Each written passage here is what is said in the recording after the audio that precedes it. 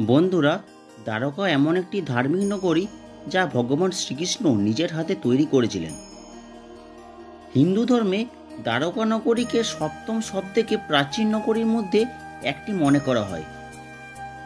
বাকি ছটি নগরী হল মথুরা, কাশী, হরিদ্বার, অবন্তিকা, কাঞ্চিপুরম এবং অযোধ্যা। কিছু লোক দ্বারকাকে দ্বারাবতী, কুশুস্থল, অন্নরত্নক, গোমতী, দ্বারকা, ওখানমন্ড ও চক্রতীর্থ, আন্তর্দ্বীপ, বাণীদুর্গ নামেও চেনে। এই শহরের চারিদিকে বড় বড় দেওয়াল উপস্থিত ছিল। এই একাধিক দুয়ারের কারণে এর নাম হয় দ্বারকা। কিন্তু প্রশ্ন এখানে আসে, শ্রীকৃষ্ণের মৃত্যু কি করে হয়েছিল যে গোটা দ্বারকা নগরী জলের তলে ডুবে গেছিল? প্রিয় বন্ধুরা, এই ভিডিওর মাধ্যমে আমি আপনাদের বলবো কবে, কখন, কিভাবে ডুবে গিয়েছিল শ্রীকৃষ্ণের নিজের শহর দ্বারকা নগরী। নমস্কার বন্ধুরা, সকলকে স্বাগত জানাই আমার ইউটিউব চ্যানেলে। আজকের আমাদের আলোচ্য বিষয় কেন এবং কিভাবে ডুবে গেল শ্রীকৃষ্ণের দ্বারকা নগরী। মহাভারতের যুদ্ধের 50 বছর পূর্ণ হতে না হতেই শ্রীকৃষ্ণের নগরী দ্বারকা সাগরে ডুবে যায়। এছাড়া দ্বারকা সাগরে ডুবে যাওয়ার আগে শ্রীকৃষ্ণ এবং বলরামা পৃথিবী ত্যাগ করেন এবং সমস্ত যদুবংশ রাজবংশের অবসান ঘটে। কেন ঈশ্বরের রাজবংশ শেষ হলো, এই প্রশ্ন আমাদের সবার মনে থেকে যায়।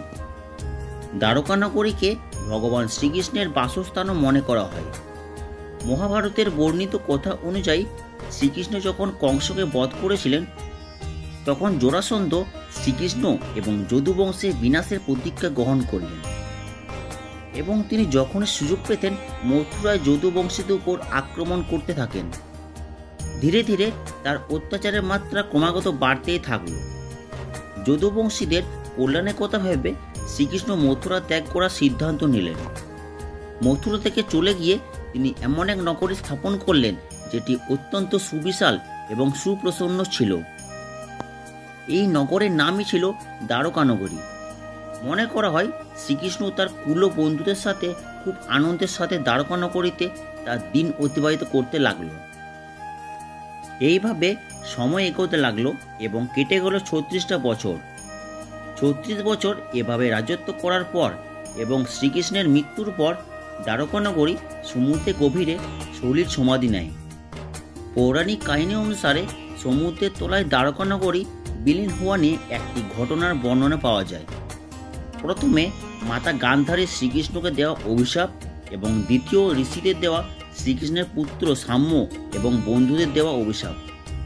মহাভারত যুদ্ধে কৌরবদের পরাজিত করার পর হস্তিনাপুরে যখন যুধিষ্ঠিরের রাজ তিলকের আয়োজন হচ্ছিল, তখন মাতা গান্ধারী কৌরবদের 100 পুত্রের মৃত্যুর জন্য শ্রীকৃষ্ণকে দায়ী করলেন এবং শ্রীকৃষ্ণকে অভিশাপ দিলেন, যেভাবে তিনি কৌরবদের বিনাশ করেছেন ঠিক সেভাবে যদুবংশেরও একদিন বিনাশ হয়ে যাবে।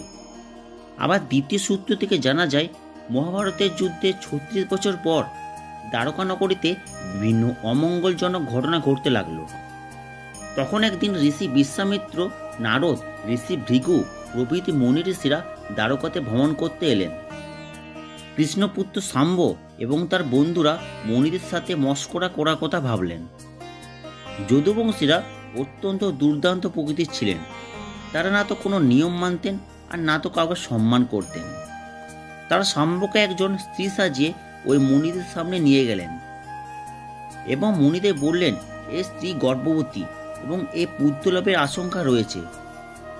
আপনারা দয়া করে বলে দিন, এর গর্ভে পুত্র সন্তান নাকি কন্যা সন্তান। মুনি ঋষিরা প্রকৃতই জ্ঞানী ছিলেন, তাই তাদের বুঝতে দেরি হলো না ছেলেরা তাদের পরিহাস করছে।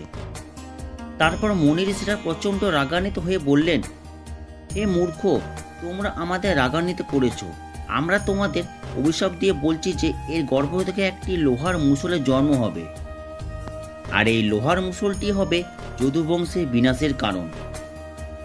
এই মুষলের প্রভাব থেকে একমাত্র শ্রীকৃষ্ণ এবং বলরামে মুক্ত পাবেন। শ্রীকৃষ্ণ যখন পরে কথা জানতে পারলেন, তখন তিনি বললেন, ঋষিদের অভিশাপ অবশ্যই সত্য হবে। ঋষিদের অভিশাপ অনুসারে সাম্য একটি লোহার মুষলের জন্ম দিল। রাজা উগ্রসেন এই বিষয়টি জানতে পারলেন, তখন তিনি মুষলটিকে শতখণ্ডে বিভক্ত করে সমুদ্রের জলে নিক্ষেপ করলেন। এরপর শ্রীকৃষ্ণ এবং উগ্রসেন নগর ঘোষণা করলেন যে আজ থেকে কেউ মদ্যজাতীয় খাবার তৈরি করবে না, আর যদি কেউ মদ্যজাতীয় খাবার তৈরি করে বা মদ্যজাতীয় খাবার তৈরি করতে গিয়ে ধরা পড়ে তাহলে তার মৃত্যুদণ্ড অনিবার্য। ঘোষণা অনুযায়ী দ্বারকাবাসীরা মদ জাতীয় তৈরি না করার সিদ্ধান্ত নিলেন, কিন্তু এর পরেও দ্বারকানগরীতে ভয়ঙ্করজনক অমঙ্গলজনক ঘটনা ঘটতে শুরু করল। প্রতিদিন ঝড় হতে লাগলো এবং ইঁদুর পোকামাকড়ের সংখ্যা এত বেড়ে গেল যে লোকবসতির থেকে ইঁদুরের সংখ্যা বেশি হয়ে গেল। কিন্তু এই সময়ও যদুবংশের পাপ কাজ করতে কোনো দ্বিধাবোধ হলো না। দ্বারকার এই করুণ অবস্থা দেখে শ্রীকৃষ্ণ বুঝে গেলেন যে কৌরব মাতা গান্ধারীর অভিশাপ সত্য হতে চলেছে। এরপর শ্রীকৃষ্ণ যদুবংশীদের তীর্থযাত্রা করতে পরামর্শ দিলেন। শ্রীকৃষ্ণের কথা মতো যদুবংশীরা সমুদ্রের তীরে অবস্থিত প্রভাস ক্ষেত্রে এসে বসবাস করতে শুরু করল। প্রভাস তীর্থে বসবাসকালীন একদিন সার্থকী মজার ছলে কৃতবর্মার উপবাস করতে লাগলেন।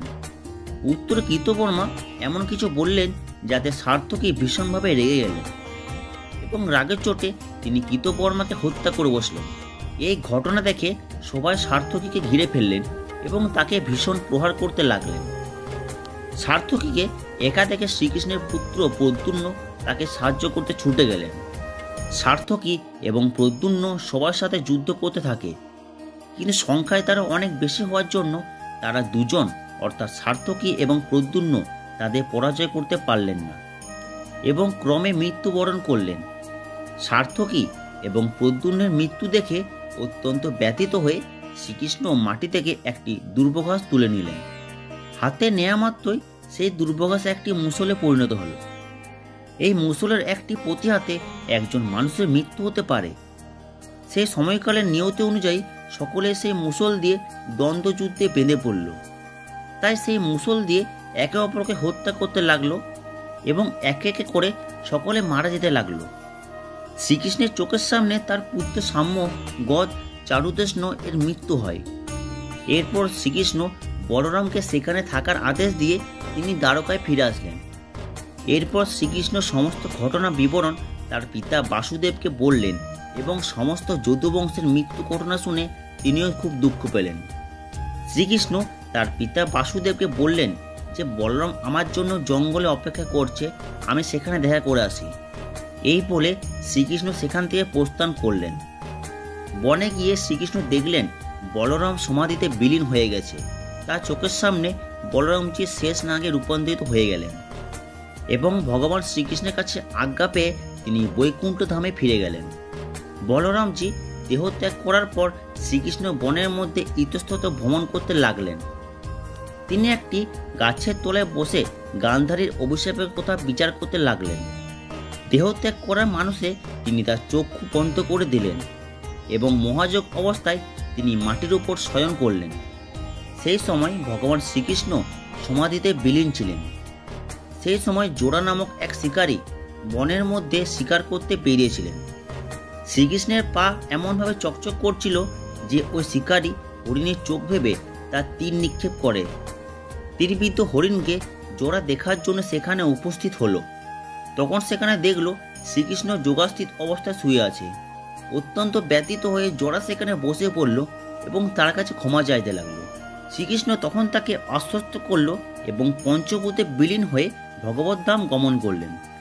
এদিকে শ্রীকৃষ্ণের সারথী শ্রীকৃষ্ণের দেহত্যাগের ঘটনা পাণ্ডবদের শোনালেন এবং শুনে পাণ্ডবরা অত্যন্ত কষ্ট পেলেন। অর্জুন তখনই তার মামা বাসুদেবের সঙ্গে দেখা করার জন্য দ্বারকায় উদ্দেশ্য রওনা দিলেন। অর্জুন তখন দ্বারকায় এসে পৌঁছালেন, তখন শ্রীকৃষ্ণের স্ত্রীরা তাকে দেখে কান্নায় ভেঙে পড়লেন এবং অর্জুনও তার চোখের জল ধরে রাখতে পারলেন না। এরপর অর্জুন বাসুদেবের সঙ্গে দেখা করলেন এবং বাসুদেবও তাকে জানালেন খুবই শীঘ্রই দ্বারকানগরী সমুদ্রের তলায় বিলীন হয়ে যাবে, তাই তুমি বাকি দ্বারকাবাসীদের অন্যত্র নিয়ে যাও। এরপর অর্জুন শ্রীকৃষ্ণের নিকট বাকি দ্বারকাবাসীদের নিয়ে ইন্দ্রপ্রস্থে চলে গেলেন। তাদের প্রত্যেককে প্রস্থান করার পরই দ্বারকানগরী সমুদ্রের তলায় ডুবে গেল। এই দৃশ্য দেখে সবাই চমকে গেল। বন্ধুরা, আপনাদের মধ্যে অনেকে জানতে চেয়েছিলেন এই ঘটনাগুলি কোন গ্রন্থে উল্লেখ রয়েছে। মহাভারত মহাকাব্যের 18টি পর্বের মধ্যে ষোড়শতম পর্ব হল মৌসল পর্ব। ঐতিহ্যগতভাবে এই 9টি অধ্যায় রয়েছে। এই পর্বে উল্লেখ করা আছে মহাভারত যুদ্ধে শেষ হওয়ার 36তম বছরে শ্রীকৃষ্ণ মৃত্যু ও দ্বারকানগরী সমুদ্রের তলে ডুবা, সমুদ্রের জলে বলরামের মৃত্যু, বাসুদেবের মৃত্যু এবং যাদব বংশীদের মধ্যে গৃহযুদ্ধে অনেকের মৃত্যু বর্ণনা করা হয়েছে এই পর্বে। 2005 থেকে 2007 খ্রিস্টাব্দের মধ্যে ভারতের আর্কিওলজিক্যাল অফ ইন্ডিয়া সার্ভেতে ভারতীয় ডুবুরিরা সমুদ্রের তলে নিমজ্জিত দ্বারকানগরীকে খুঁজে পান, যেটি শ্রীকৃষ্ণের দ্বারকানগরীর জলজ্যান্ত প্রমাণ। ডুবুরিরা জলের তলে 560 মিটার দ্বারকানগরীর খোঁজ পান। শুধু তাই নয়, তারা পৌরাণিককালে কিছু বাসনপত্রের খোঁজ পান, যেটি 1500 থেকে 3000 খ্রিস্টাব্দের মধ্যে হবে। তাই তাদের বিশ্বাস এই নগরী 9000 বছরের পুরনো। তাহলে কেমন লাগলো আজকের আমাদের নিবেদন? ভিডিওটি ভালো লাগলে চ্যানেলটি লাইক, সাবস্ক্রাইব ও শেয়ার করতে ভুলবেন না। তাহলে দেখা হচ্ছে পরের ভিডিওতে।